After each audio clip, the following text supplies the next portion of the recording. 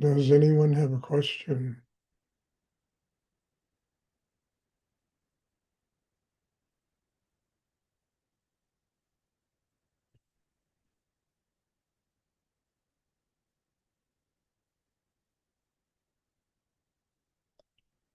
Third, I have a question. Yes, Bob? Why are why is it important to attend a intensive? Oh, do I have to answer that? I mean, yeah, look, it's the most powerful thing I do. It's the deepest work that I do. It's the strongest transmission of energy that really changes people in a weekend. It's very intense. It's not easy to do, but if people go through it, it can literally change the direction of their lives, open it to a much higher level of consciousness, of deeper connection with God, spirit. I mean, you have to ask yourself. I don't chase people to be there. I mean, look, we have one in October. There's only one place open, so I guess these retreats are getting more popular. I mean, take advantage of it. Look, I always tell you, I'm 84 years old. How much longer am I going to be around here to be doing work like this, and this kind of depth and profundity? And I'm here to give it away.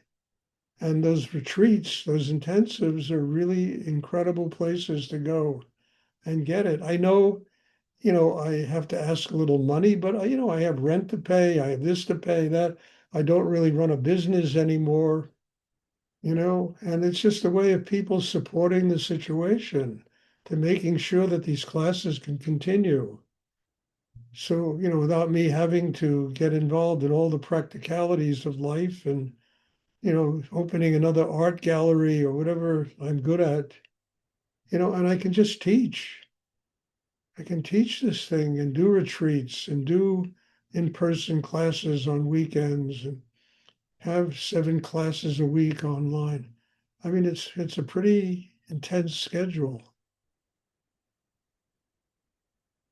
So why should people attend? That's up to them, Bob. It's not up to me.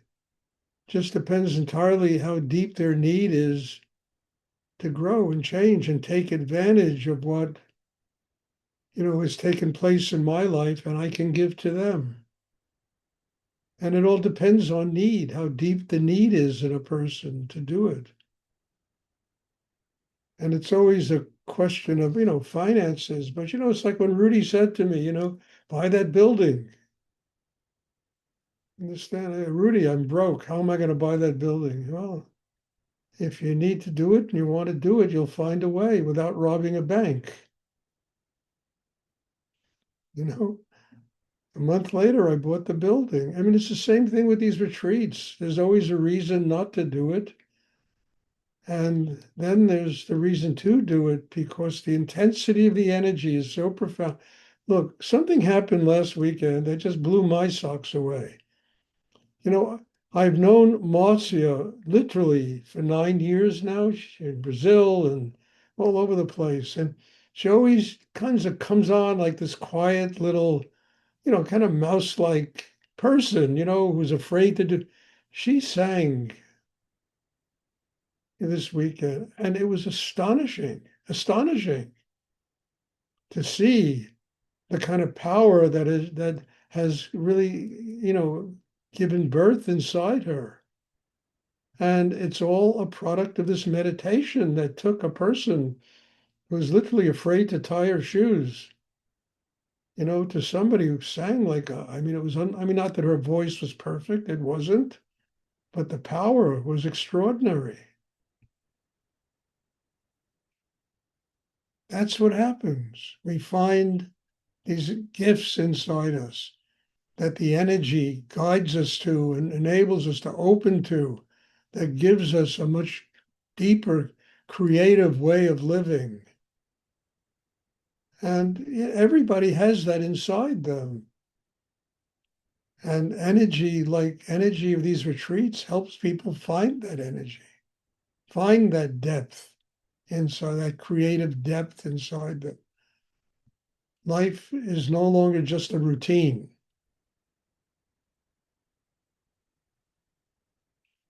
But why people should attend, I mean, that's up to them. It's not up to me. I'll be there doing it.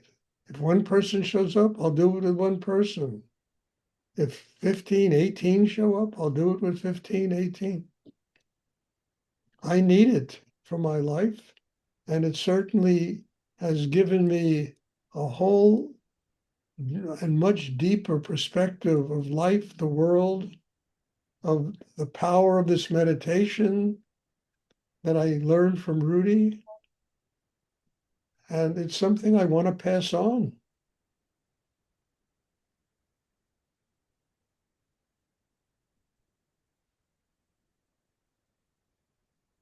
So you should ask yourself that question, not me. Why, why should I go? What do I need to learn?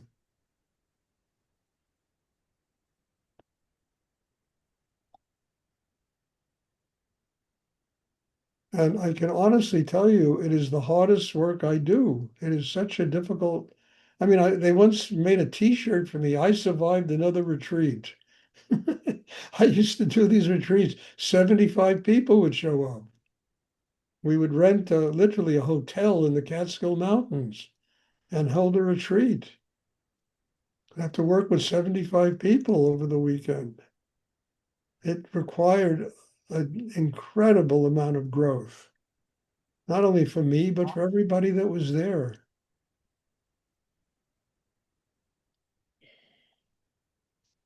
I don't have room for 75 people in my house, my apartment, which I hope to get out of here. Last night, the fire alarm went off. And oh God, I mean, I'm telling you, it happens like who knows how often. It's, I mean, it certainly doesn't replace the Om sound. It was a horrible thing you have to listen to, imaginable. And then you got to get out of the building. Last night, midnight, right after, I really, 1 minute after my birthday, it spared me of my birthday noise. Does anyone else have a question they would like to ask? Look, when I was younger, I had, not I wasn't living a wealthy lifestyle, but I had a nice apartment. It used to cost me $40 a month. I had a great teacher I would go to. He would let me come and sit with him anytime I want, and he wasn't busy. And classes 4 or 5 times a week. And I said to myself, Stuart, I said, I asked him, I said, Rudy, can I move into your house? And he gave me this look with a, tongue-in-cheek look. And then he said, yes, of course you can. And, I had a very good life there. I didn't have a lot of rent to pay. And I moved into his house. And living in that intensity of energy was one of the most difficult things I've ever had to do when I was younger. Living in that intensive nature of energy, having to every day work on myself. We used to have these hands-on classes literally daily. He would sit down in his chair and maybe 8, 9 people would sit around him and he would do those classes. Incredibly intense, incredibly powerful. But it forced me to change in such a profound way that I needed to do it. I needed to truly get to God. The energy was so strong. These retreats are the same kind of thing. I mean, Rudy bought an entire block of houses in New York for $30,000 a house. It was a different time then, you know? He had all these loft buildings and, you know, and, but he did it and he made it available to people that wanted a spiritual life.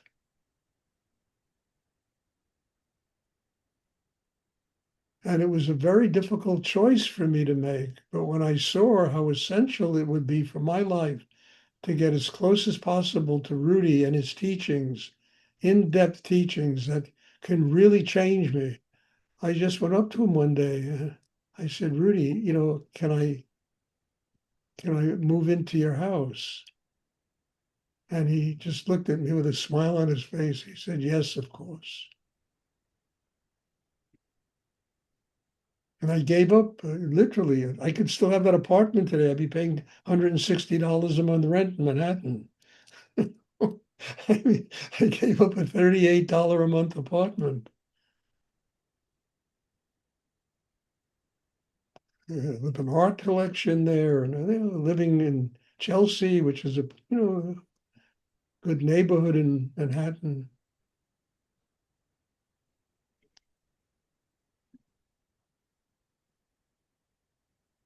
But it paid off in the end, and I knew I needed a step like that to change my life. I don't know if many of you really connect with that kind of mentality, you know, but it was important for me. And it's one of the reasons I have retreats now to make that kind of intensity possible for people that study with me.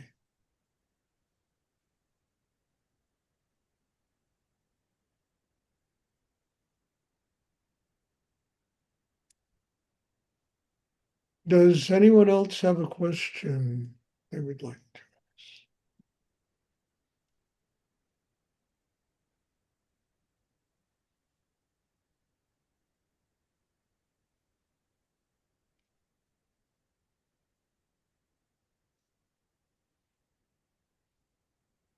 I mean, I remember Rudy used to go see Swami Muktananda. Oh, I think two, three times a year in India. And he used to tell me that it was the hardest thing he had to do in his life. The work was so intense and deep. You know, the nature of the work he had to do to be with Muktananda required him to go. So it was the most difficult thing he had to do in his life. So I said, well, why do you do it? He said, he's the only person I've ever met who can break me down. I need to have somebody in my life who can break me down. And Rudy was the only person I've ever met in my life when I was younger who could break me down. Force me by the depth of the inner work to go only one place I could get answers, and that was to God.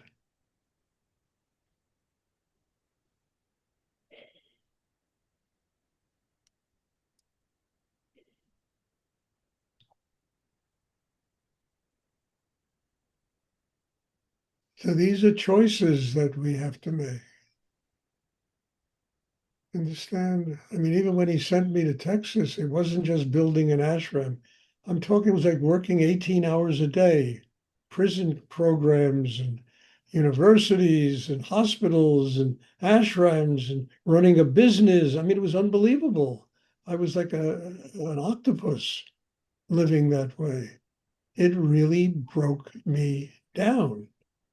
And in no ways was it a comfortable life. It broke me down. It forced me, by the very nature of the way I was living, to go one place where I could get the energy to do it, and that was to God.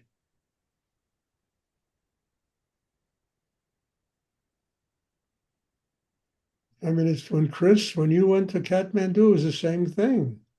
You had no choice with that, the Bahini Foundation and the trafficking children and all that stuff that was going. I mean, you know, you had no choice with all those people coming from all the different castes and yeah.